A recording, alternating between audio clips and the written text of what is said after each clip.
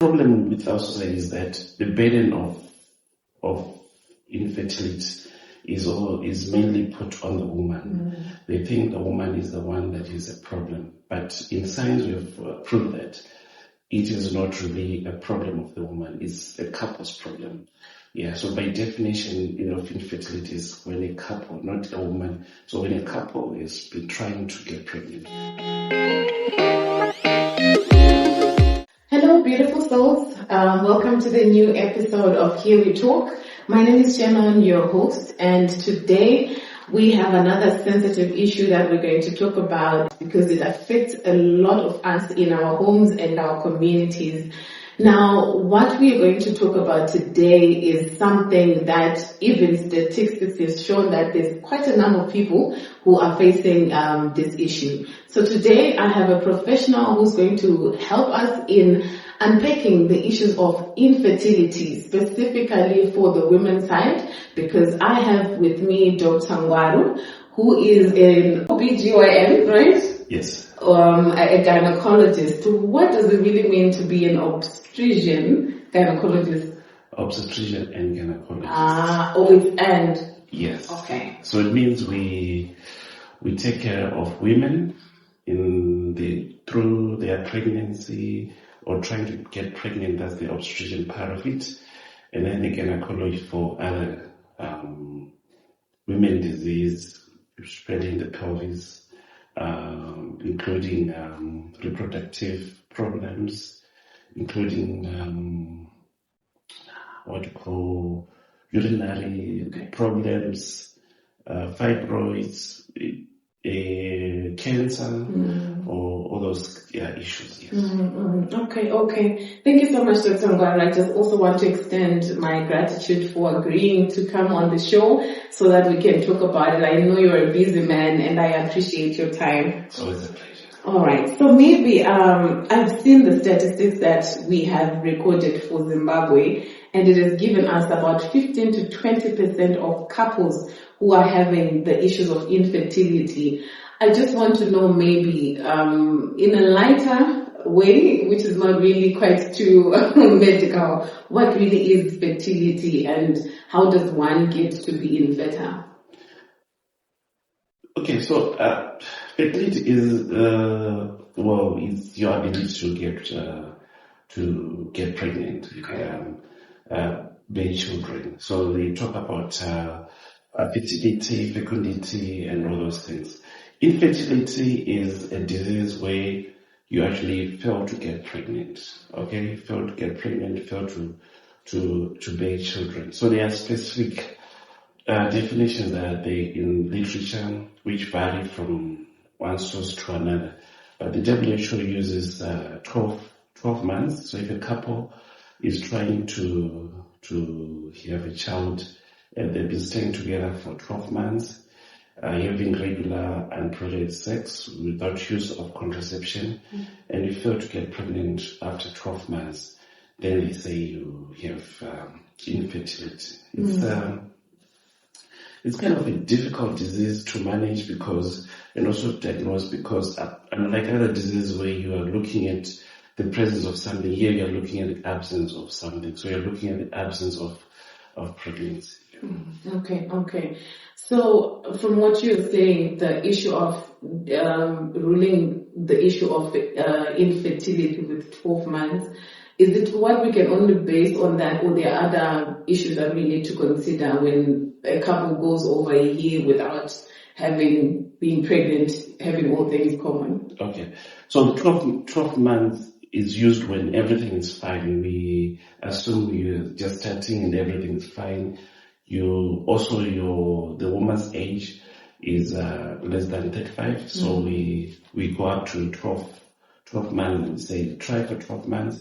If nothing happens, then you can come and start investigating, because we know that if we just group in couples and then we follow them up, most of them will get pregnant within 6 months, and about 80% will get pregnant within 12 months. And then if we follow them up even up to 2 years, about half of those will get pregnant. So by the end of 2 years, about 90% of a mixed group of couples who get pregnant after 2 years of following them. But after 12 months, there are some bodies that have advocated to start to investigate what is the problem and so on. But there's a special group of women that are maybe more than 6 years that have, we know that as you get older, your chance of getting pregnant becomes less. Okay. So investigations need to be earlier. So we put that to 6 months. And then if there's another already existing disease, let's say you have been diagnosed with problem of not going on your periods regularly, where you have anovulation, or you have a problem with maybe fibroids, or you have a problem, endometriosis, endometriomas, that affects fertility. So your investigations will be brought earlier. So we start investigating you at 6 months. You don't have to wait for 12 months.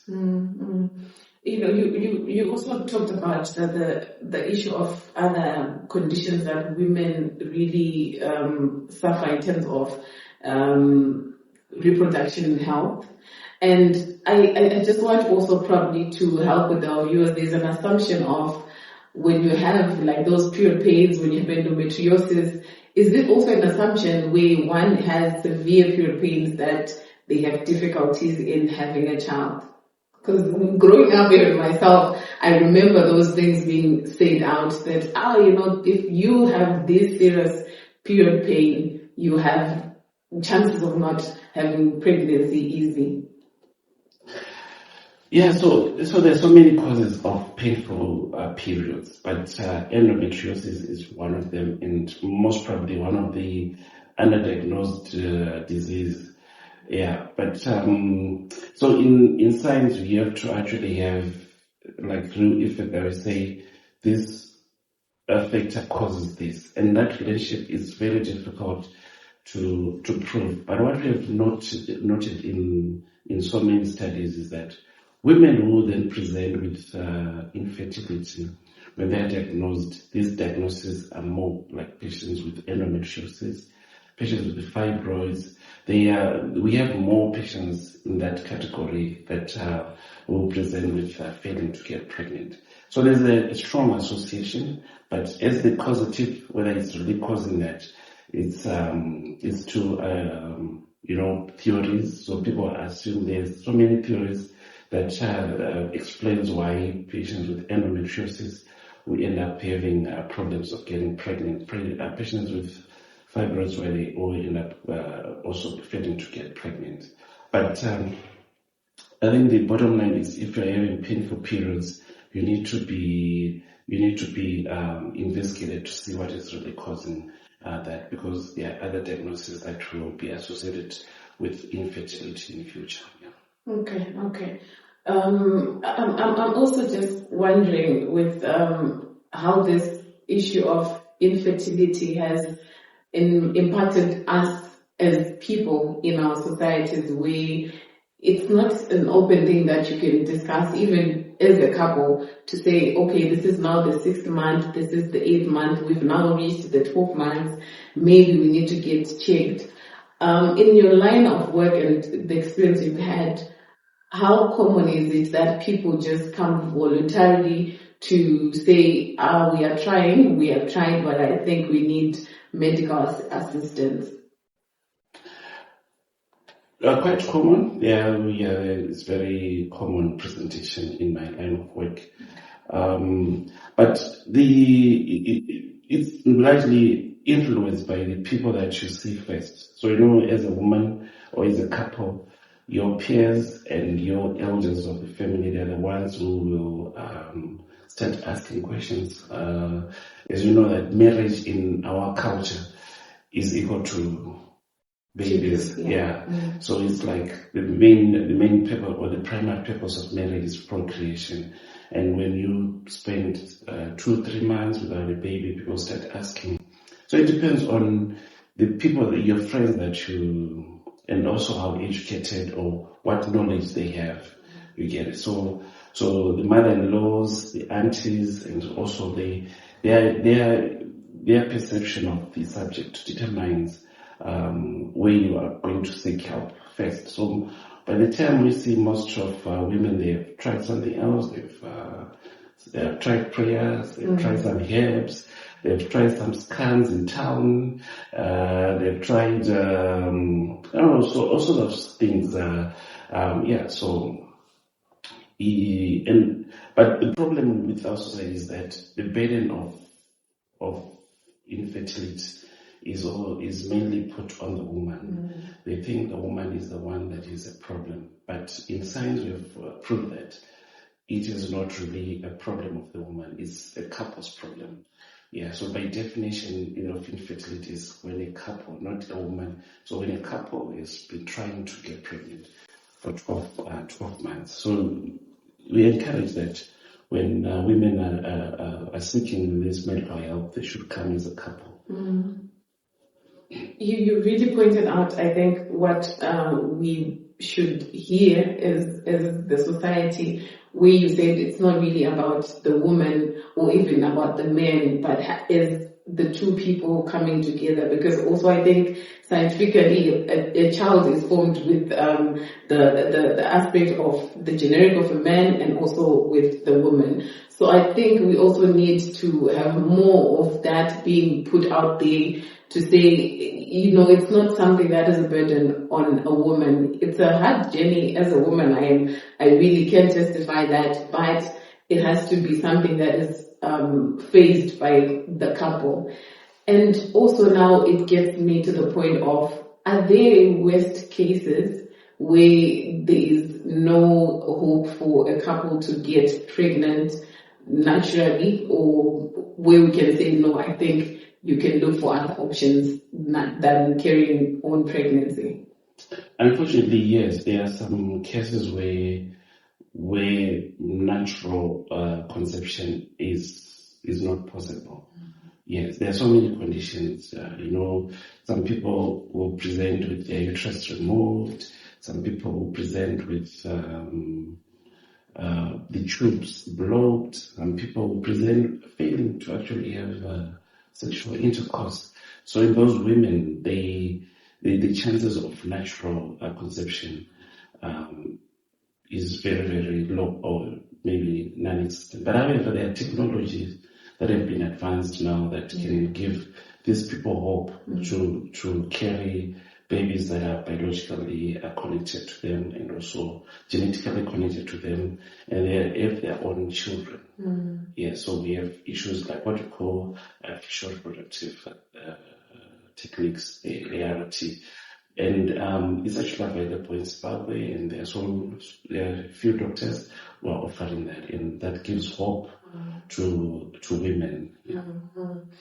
I was actually thinking about that way of, we've seen it, I think, on social media, even in movies, where the IVF, I'm assuming, is the artificial way. Yes, it's part of the. So it's there was a whole lot of procedures that we do that are just classified as ART, but IVF is part of it. Then we have artificial insemination of the layer. So there are some people that require them to have artificial insemination, and also even the IVF, it has also developed to help even women who are not only failing to get pregnant, but those women who are failing to they're getting pregnant, but they have recurrent pregnant losses. So IVF is also being offered to them with genetic testing. So there's a lot of research and development happening in that field. That brings a lot of light in this aspect. But I'm also now thinking about how accessible is it to the general people. Unfortunately, I know we all have different ways in terms of financial possibilities of having that hope in us. Is it something that anyone can get, or it's still something that is not quite accessible in terms of finances, in terms of even location? Is it something that is also offered to a lot of people? So So it's healthcare in Zimbabwe generally on the high side. So these rare techniques they tend to be also high on but I think there are moves to try to bring into the public sector. So there is I think there are plans for the ministry so that we can actually put this in a public hospital like Paringatwa. I think there are doctors who have been trained who are actually planning to do this in the public sector so that we can have access to even women in the rural area to have IVF. In UK, they actually have the National Health Services. They actually have a system where you offer IVF. But here in Zimbabwe, it's still in the private, and I think the price are still on the high side. But I think whoever is able to get money, they can walk into one of these IVF centers and offer IVF. I think it also is good information. Also, thank you for mentioning that at least it's something that is within the pipeline, that in hospitals that anyone can get access, is offered that IVF, and then it becomes a personal choice to actually say yes or no. Because I'm also now relating this whole issue of infertility and the burden that you raised on being on a woman, and also now because I know men have got some resistance when it comes to be open about these issues by nature.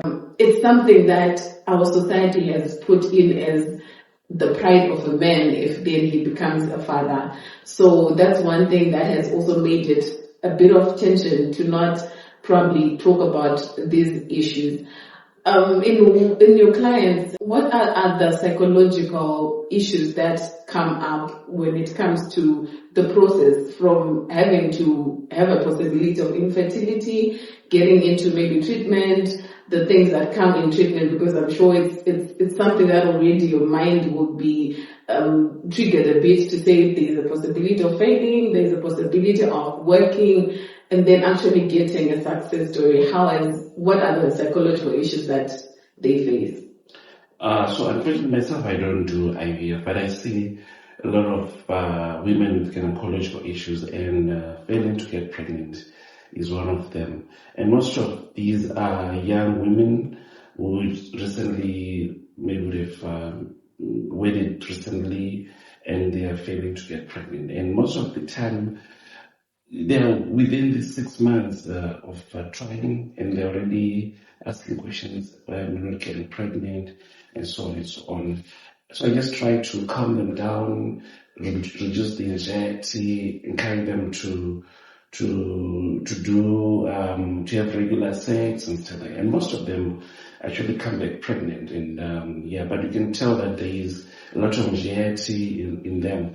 And then of course there's some women who would have maybe tried several times, who come to us maybe after 7 years of trying, and you could tell that there is actually some problem with them in terms of depression. They're anxious. There's a lot of stigmatization. They feel neglected, they feel helpless, hopeless, and some they just give up, and they have broken marriages. Some of them then come back with infections, because from the cultural point of view, it's actually interesting, because when you look at our culture has realized that there is a problem with fertility, either from the men's side or from the woman's side. So there's cultural practices that will encourage the men to go outside and then try. If it fails, that's when you say, I think I'm actually infertile. And in that trying, some people then end up getting infections that they bring to the woman. So the woman is at risk of those STIs and stuff like that. And that can put her at risk of even developing infertility. Mm-hmm. You have quite a big task that you play in your profession.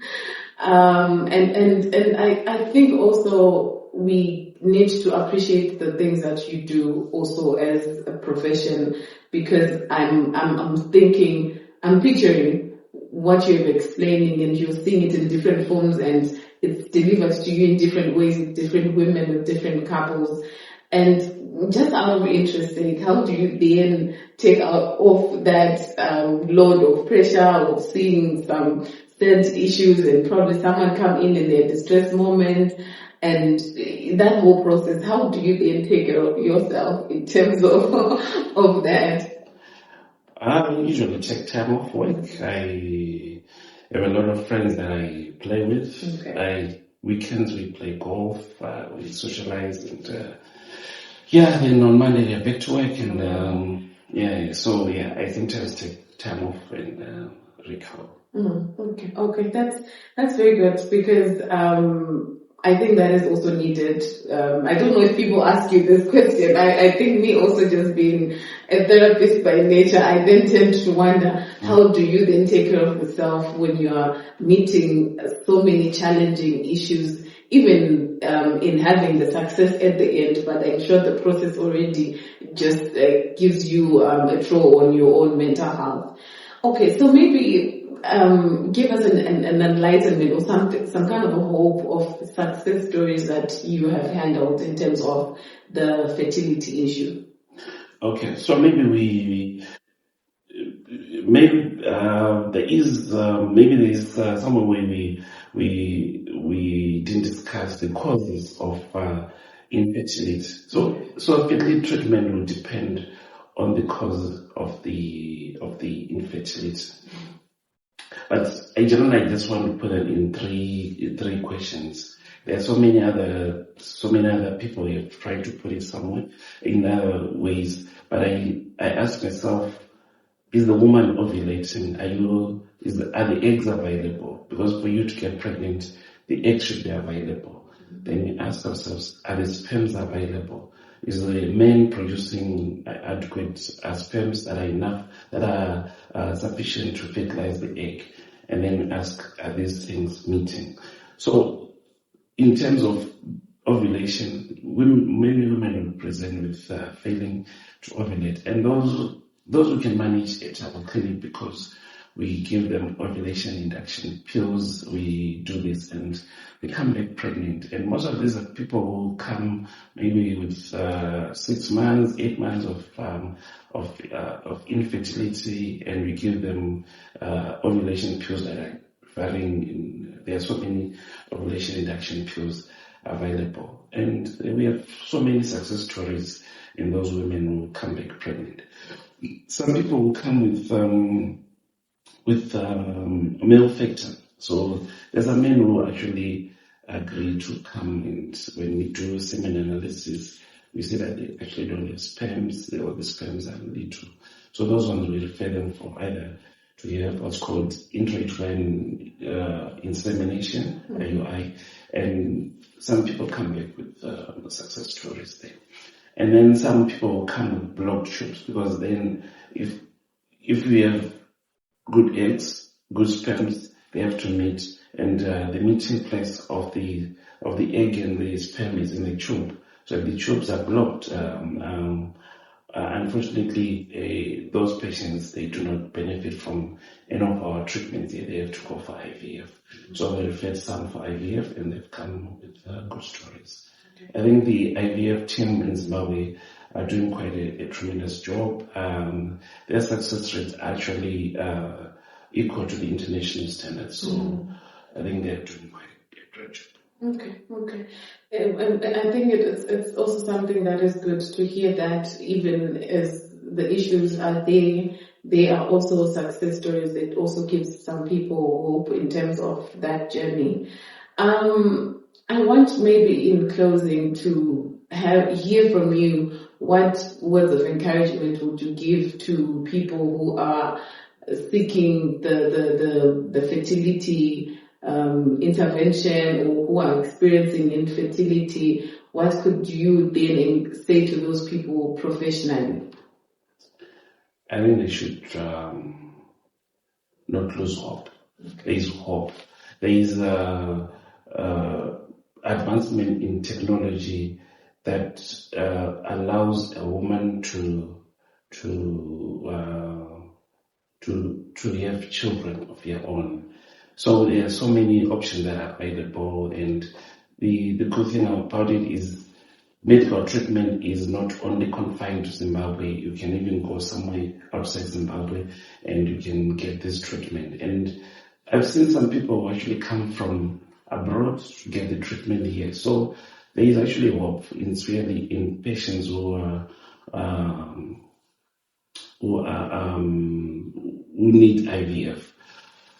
And also those patients who are trying, just remove the anxiety from your day-to-day life, because especially if you're not ovulating, anxiety plays an important part in blocking that.